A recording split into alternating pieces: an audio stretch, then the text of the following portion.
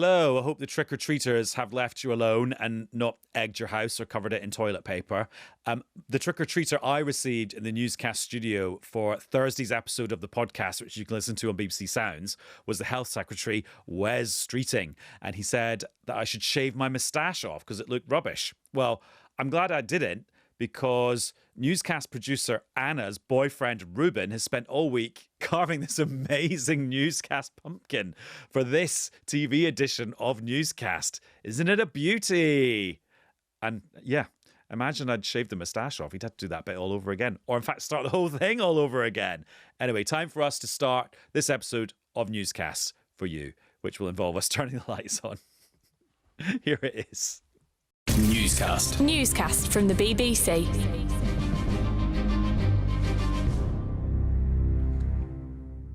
Hello, it's Adam in the Newscast studio. And it's Alex in the studio. And it's Nick also in the studio. And it's Ben in the studio as well. And everyone's come as BBC correspondents for Halloween. Very, very convincing costumes. What was the alternative that we should have come as? Yeah, good point. Anyway, and also we're talking about the budget, which for BBC political journalists that's bigger than Halloween and Christmas and the Oscars.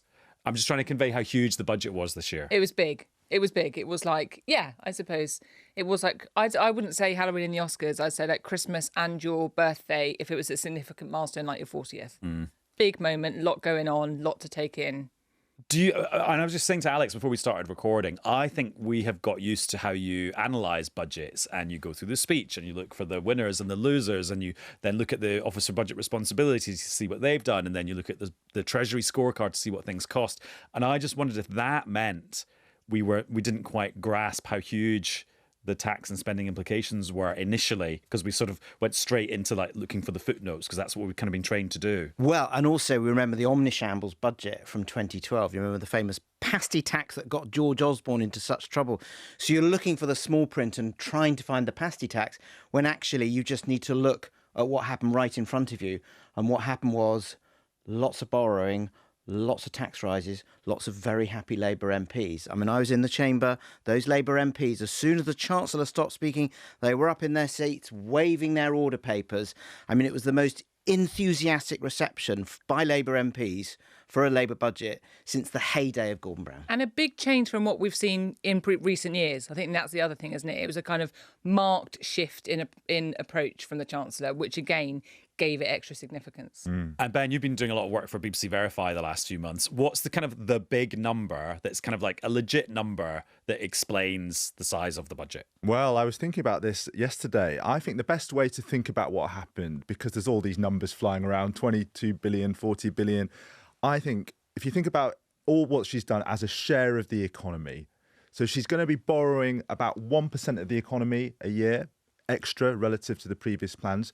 She's going to be spending around 2% extra a year of the economy, and she's going to be raising about 1% of the economy in tax. Put that together, I think that's the story of the budget in 4 easily understandable statistics. That's the best way I can explain what she's done. But that is big. Don't make no mistake, compared to previous budgets, that is huge. That's a real whopper. Well, let's see what Chris Mason's take on it is, because he's been with the Prime Minister in Coventry today and he sent us this little video with his up sum. Hello newscasters from Coventry. Spent the day here in the West Midlands, courtesy of the Prime Minister and the Chancellor deciding they were going to trundle here to talk about the budget. Why did they want to come here? They wanted to visit the hospital and to talk about that big load of money that is heading to the NHS. They did a bit of a Q&A session with doctors, nurses, staff at the hospital. Lots of concerns though actually about burnout and workload and the extent to which extra money can make a difference on that score in the shorter term. It's always interesting, you know, on day two, trying to unpack, and I know this happens every time, but the kind of winners and losers, but also the subtlety that exists in between those two positions. So yes, those in the NHS, broadly speaking, are raising their thumbs up as far as the budget is concerned, at least in headline terms. Then you have some farmers really worried about this tweak in inheritance tax, which means they fear they're not going to be able to pass on the family farm in some instances to the next generation. And then business reaction. We've just been talking to the chief exec of a construction firm, making a really interesting, subtle point So they were making the argument as a medium-sized business that they can absorb the extra cost of employer national insurance, but they worry about the knock-ons down the whole economic supply chain, if you like. What does it mean for subcontractors? What does it mean for incentives to grow? And that fear that it might squeeze growth in the way that some of those big picture economic growth forecasts point to. So a little snapshot of budget reaction from the West Midlands. Thank you, Chris in Coventry. We sent Chris to Coventry in a nice way.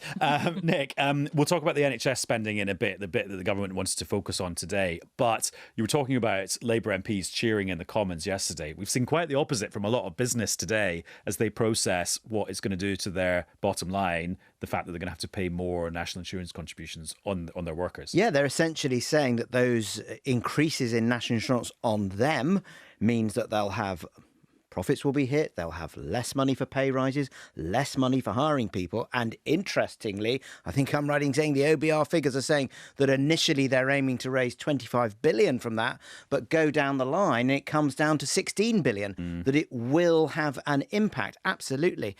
The Chancellor's view was that she met some cabinet colleagues on the night before the budget, and she says, I've decided I've got to be bold.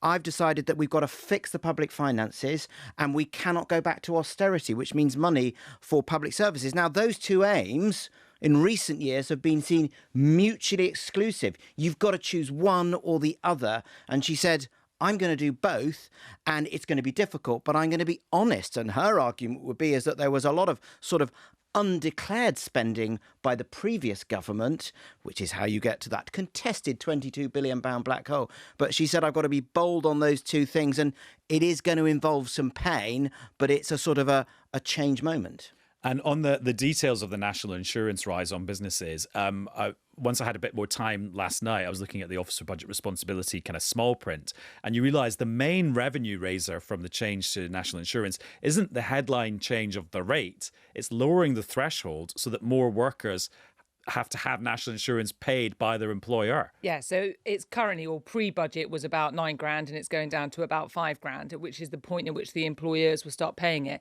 And I was in Pudsey on the budget day, which is just outside Leeds, in Rachel Reeves' constituency. And throughout the whole day, I was speaking to a whole load of different people across industry.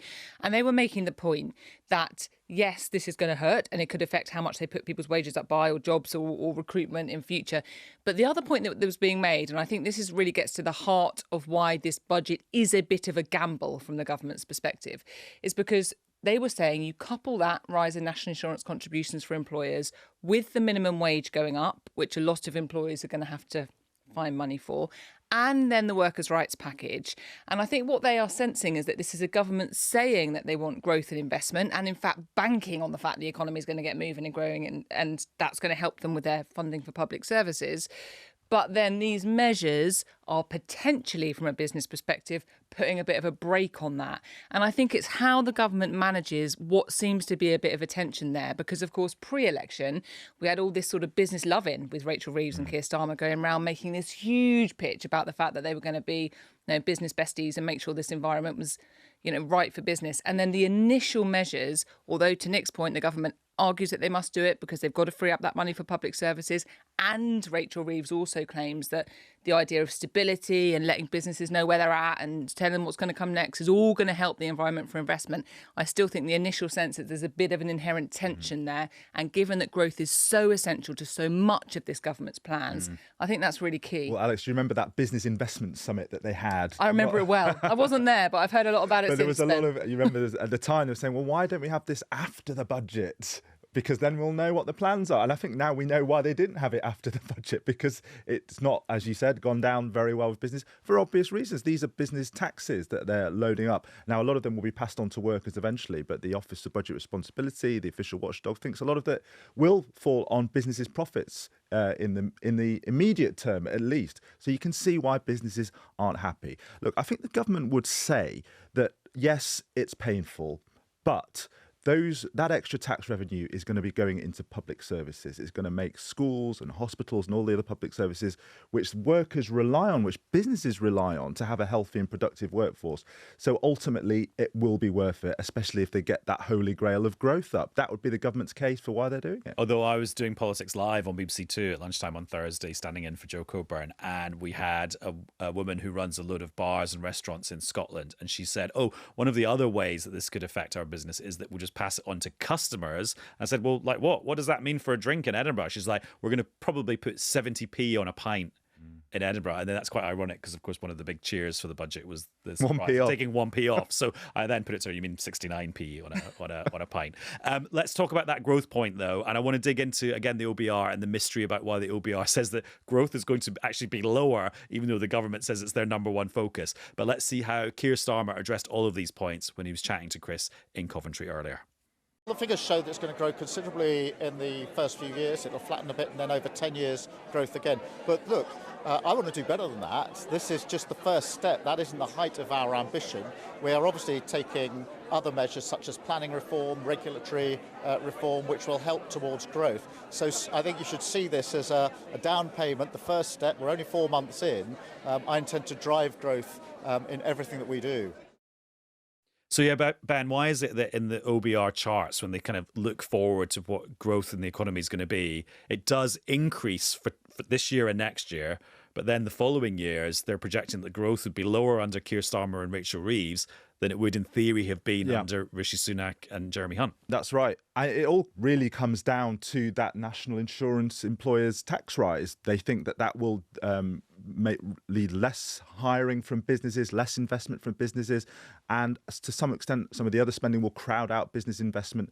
So that's what's going on there. Look, I think there's a danger of overemphasising the OBR's growth forecast, which is a very dangerous thing to say, to downplay the importance of the OBR. But the OBR doesn't. Look what happened when Liz Truss did that. Well, exactly. The OBR, though, does not have a crystal ball when it comes to growth. It's a great watchdog and a very trusted institution, but it cannot see the future. And it is worth bearing in mind that most economists have given what Rachel Reeves has done on capital investment, spending on schools and hospitals and energy and transport. She's raised that up relative to the plans she inherited by a considerable amount. And that's what a large part of what she's doing is about. It's about the borrowing to do that. And economists think in general, that will boost growth. And even the OBR actually said in the next parliament, you should start to see the dividends of that investment coming through. Now, that's not a great help for Rachel Reeves in this parliament if she wants to have the highest sustained growth rate in the G7, which is, of course,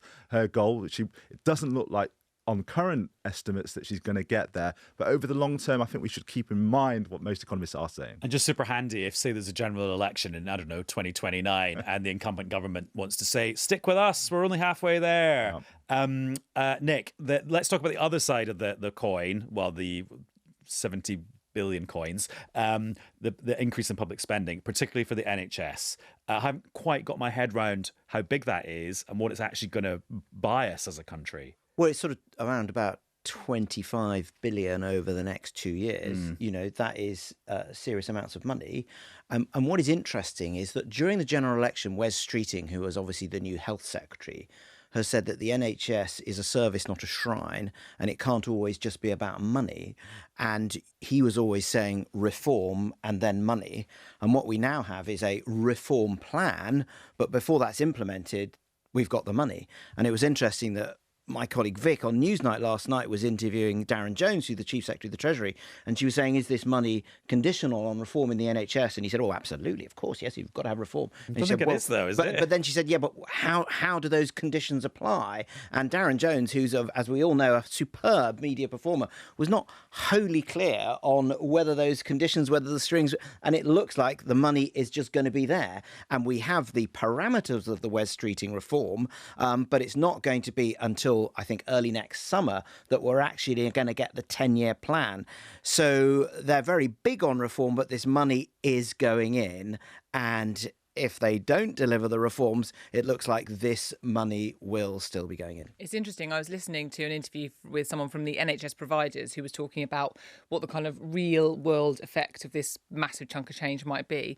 And they were sort of making the case that when you've got pay rises in the NHS for, doctors and the like that have to come out of this, because this is money for day-to-day spending in the NHS.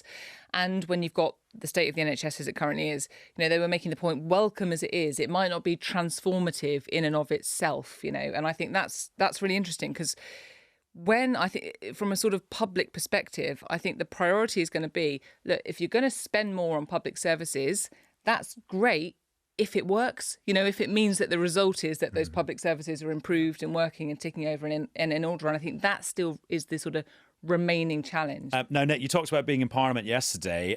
Did you see Rishi Sunak's swan song? Because, of course, it's the leader of the opposition that responds to the budget. I saw his 2 swan songs. Okay. The last PMQs as well, yeah. So he did the last PMQs. It's like a swan opera. Yeah, which was incredibly gentle. He just asked some very soft questions to Kier Starmer. AI, cricket and walking, and made a joke to the Prime Minister about, as a backbencher would, could I have a meeting to discuss this crucial issue of the National East-West Walk? And the Prime Minister said, of course, I'd be absolutely delighted to meet you. So that was all very gentle. And then, obviously, as leader of the opposition, he had the formal response to the budget. And he was absolutely furious. And you do occasionally see a very furious Rishi Sunak. You probably remember the famous BBC debate in Stoke against Liz Truss during the 2022 leadership contest. And he was angry. And I spoke to one of his really good mates afterwards, and I said, well, he was pretty heated. Why was he so upset? And what this person said is that Rishi Sunak basically feels it's an issue of trust. So what he was essentially saying was, told you so. In the general election, I told you, as night follows day, that Labour will put up your taxes. And that's what happened. I tell you, Labour will change their fiscal rules. And he would say, that's what's happened. Or the government would say they're changing debt measurements, keeping the overall fiscal framework. But there we are. And Rishi Sunak, believes this gets to trust. And he thinks if you break that trust, that's not good for the political system as a whole. Although I wonder if the counter to that is, did he cut national insurance for workers twice, knowing that it wasn't really affordable? Well, but remember, Rishi Sunak originally wants to put national insurance up. Wanted to put it up. And guess who said that's not a good idea? Boris Johnson. Liz Truss, but also Rachel Reeves. And the other thing that Rishi Sunak's people are saying is that he is the Cassandra of British politics, makes a prophecy, nobody believes him, and it turns out to be right. A prediction about what would happen with Liz Truss, vindicated. Prediction about what would happen with Labour and taxes, and they would say vindicated. Who's he predict is going to be the next leader of the Conservative Party? Well, they're being very diplomatic about that. Well, he's not voting, is he? No, exactly. He hasn't voted. Although, is he going to vote as a member? He didn't vote as a member of Parliament in that secret ballot, but I wonder, will he vote as a rank and file member? I don't think he said, is he? Don't know. Alex, how do you think history... I just realised it's one of those questions that we ask people, expect them to have really good answers. Like, how do you think history will judge Rishi Sunak? Come up with an answer right now on the spot. I'll buy some more time for you. I mean, it's interesting. I wonder if actually the history books will remember the furlough scheme. And actually, certainly the OBR charts, you see the furlough scheme there it'll be there for 100 years because public spending went through the roof briefly. You do sort of wonder if it might be one of those weird cases where his time as Chancellor becomes the bit that's remembered a bit more than his time as Prime Minister. Because I think when you speak to people in and around the Conservative Party, I mean, look, he's clearly going to be remembered as the bloke that stood in the rain and called an election that he then lost in a pretty crushing fashion, because that's just what happened. I don't know if he will. Anyway, carry on, and I'll argue with you. Okay, brilliant. I love it. But so that's clearly going to be part of his legacy, because that's factually what happened. But I think there is a sort of feeling in and among Conservative Party members and people close to Rishi Sunak that by the time he came in as Prime Minister, there was a bit of a limit as to how much he could shift the dial in terms of the Conservative Party's fortunes because of everything that had gone before in political terms. So I think he came in with this big mantra of wanting to stabilise things in terms of the economy, particularly post Liz Truss and everything else. And I think he would think to some degree he did that. But obviously what it didn't do is change the political fortunes of the party. Arguably, what you could say is the stuff that left the bigger impact from Rishi Sunak was his behaviour as Chancellor during the pandemic, the furlough scheme and everything else that went with it. So you just wonder if it might be a slightly weird thing. I'm not saying his time as Prime Minister, the election loss, everything else is going to be forgotten, but it might be that in the fullness of time. Yeah, well, it certainly made him popular, didn't it, the furlough scheme? He had very high ratings on the back of that. And also, Eat Out to Help Out. I mean, that really went down well at the time. Straightforwardly popular with the benefit of well, now it doesn't look great. But at the time, it burnished his credentials, didn't it? Shall I make the case for Rishi Sunak in one word and the case against him with another word? So the case for Rishi Sunak, one word, rescue. He rescued the country and all those jobs during furlough. As Prime Minister, he rescued the economy after what everyone agrees was the disaster of the Liz Truss budget. So the case for him revolves around the word rescue. The case against him revolves around the word prisoner. Prisoner of the right. Had to give the commitments to stop the small boats when it was impossible to stop the small boats. You could maybe stem the tide, you could reduce, but you couldn't stop them. And his problem was he made commitments and a lot of rhetoric that he was always going to struggle to meet with reality. Prisoner, you could say, is what undid him. Very poetic of you. The bit I was going to quibble with is I'm not sure the image of him outside Downing Street in the rain is that enduring an image. I think obviously it was incredibly powerful at the time and it really captured a moment and we were all like, wow, can't believe this has happened. But it led to a really good joke yesterday, an Davey joke. Yeah. He said, said, you got as wet as I did during the general election. I don't disagree with you. I don't think that image, for example, is going to last. What I mean is he's going to be remembered as the Prime Minister that was in place when the election was called, that they lost pretty. But I also think that whole thing about the timing of the election, he called it too soon. If he just waited, I think that's already disappeared, hasn't it? It's like they were cruising for a losing anyway. Anyway, right. Another election is coming up. The US election. I'm going to go to Washington for a couple of days, but I'm a bit of an amateur observer. So Ben, I look forward to reading your piece for the website about their economic policy. Yeah. Tell us give us the preview. Because all our coverage, or I notice a lot of the coverage on social media is like this meme, that meme, this stunt, that rally. Yeah. You don't see a lot of stuff on social media analysing actually what they're offering. Yeah. Well, I've delved deep, as they say, into the economic policy proposals of Donald Trump and Kamala Harris.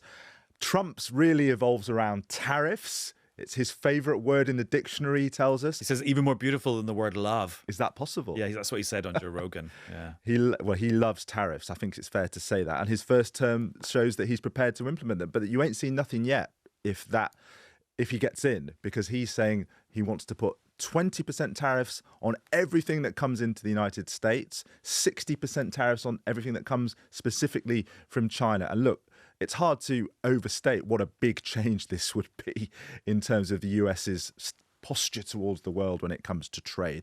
It would completely reverse everything we've seen since the Second World War. And isn't he saying that if you can work this out, you actually don't need income tax?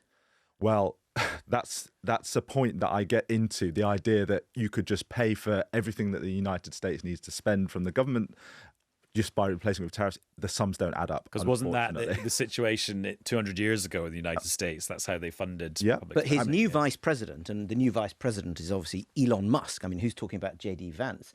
The new vice president, who's going to be in charge of a government office of efficiency, is talking about cutting the government back by 2/3. Yeah. So you won't need so much public spending. Well, yes. Again, the sums don't really add up. I mean, those government spending programs like Medicare and Medicaid are actually pretty popular in the United States. So if Elon Musk came in and said, I'm going to get rid of them overnight because of my plan, I think he would run into some resistance. But look, on the economics of tariffs, Trump claims that they are paid by foreigners, not by American citizens. And that's his big pitch. We'll basically tax the rest of the world and get a load of revenue in. Now, there's three ways that tariffs can affect people. They can be paid by the country which sends it in, so they don't send as much in, and the American producers produce it instead. It can be that the importer, the firm which is taking in the money, pays, or it can be the American consumer that pays. Any of those is technically possible. All the studies from Trump's first term suggest that almost all of the costs of his first term tariffs were borne by consumers, American consumers. None were borne essentially by American firms or foreign firms. There's no reason to expect that the outcome of this huge new wave of tariffs, if he got it implemented, would be any different. So what Donald Trump is effectively suggesting, according to most economists, is a big, big tax on American consumers. And that's not obviously how he's selling it. That's not what his supporters think, but that's what economists think would happen. So that's Trump's tariffs. Kamala Harris is also about prices in another way. Her big policy is about price gouging. She wants to have a sort of US-wide ban on the ability in emergencies of grocery firms and food providers to gouge prices. You know, it's an emergency, they hike up prices because everyone wants the food. She said she would ban that. Again, economists are pretty sceptical, maybe not as sceptical as they are of the tariffs economics argument from Trump, but they do think it's probably not going to be that helpful for consumers, because if you're in an emergency, prices go up. That is a signal that's sent to all these retailers and suppliers to provide more of that good, more of those goods flow in and prices come down, more people can get what they want. If you have price gouging legislation, most economists think you end up with people queuing for stuff that they can't get. Everyone is worse off. So that's the general economics for Kamala Harris and Trump's programs, and most economists, a bit of a thumbs down. I'll be dining out on that analysis. Thank you very much. Also, the interesting thing about the Harris proposals on prices there, when she first sort of floated this idea, it sounded like it was going to be a response to the cost of living and the fact that people still feel inflation in the States and they blame the Biden administration for that inflation. But actually, it sounds like she's come up with a much narrower proposal for a certain set of circumstances that don't exist at the moment. If you look at the US polls, people are really angry about the state of the economy, which on the face of it is really quite surprising, because look how the US economy is doing compared to anywhere else in the world. It's going gangbusters, to coin a phrase, where the rest of the world isn't. So unemployment is really low in the US as well, and it looks fine. So why are people so angry? And if you look at inflation, not at the rate of inflation, which is now down in the US, pretty normal levels, but you look at the level of prices, and I think that's probably why people are so annoyed. And the problem is that if you do have a good story, which is inflation is external factors, jobs growth, economy growing, is you need to make that case. And you need to make that case not in the 3 months before the election, which is what Kamala Harris is doing, because she only became the candidate at that point. You need to be making the case for the 3 years before the election. And that didn't happen because the White House, the Joe Biden White House, were basically fencing him away because they knew that he was, struggling a bit. Yeah, so that might with the economy. The economic argument matters when people start to feel it, right? Unless you can convince them that they feel it or they actually feel it. But you've got to be out there every day. It's the Clinton view, permanent campaigning. You've got to be out there explaining every single day. And Joe Biden was hidden away. So guess what? Donald Trump gets to make the vacuum. I'm going to channel my inner Nick Watt now and say it's all summed up in one word, and the US election word is garbage. It's amazing how meta this word garbage has become. So the latest iteration is Donald Trump dressed as a bin man. Sorry, a garbage guy. I don't know what sanitation worker. Sanitation worker, garbage guy, going in a bin lorry, a garbage truck or whatever you call it. That's because previously Joe Biden had said his supporters were garbage, and that was Joe Biden responding to Trump doing an interview or Trump doing a rally, and then the comedian that was on as the warm-up man saying that Puerto Rico, the US territory, was like a load of garbage floating in the ocean. And it's like amazing to see I'm just waiting for someone to see wear a t-shirt with a photo of Donald Trump dressed up as a garbage man on said t-shirt as a criticism. It's not down to one word, it's down to one letter. Oh, here we go. It was when Joe Biden, picking up on that Tony Hinchcliffe joke, was saying that Donald Trump's supporters are garbage, and what the White House was saying is no, Joe Biden was saying his allies, the Donald Trump supporter, and the worry for the Democrats is that this allows Donald Trump to say this is like Hillary Clinton talking about the deplorables. The deplorables were people who voted for Donald Trump. Absolutely criticize your opponent. Do not criticize their voters. Right. Thank you, you three. Lovely to catch up. Happy Halloween. Pleasure as ever. Happy Halloween. Yeah, your costumes were so good. So yeah, we made a good effort. We made how you work at the BBC on the news. And thank you to you for watching this episode of Newscast. Bye-bye. Newscast. Newscast from the BBC.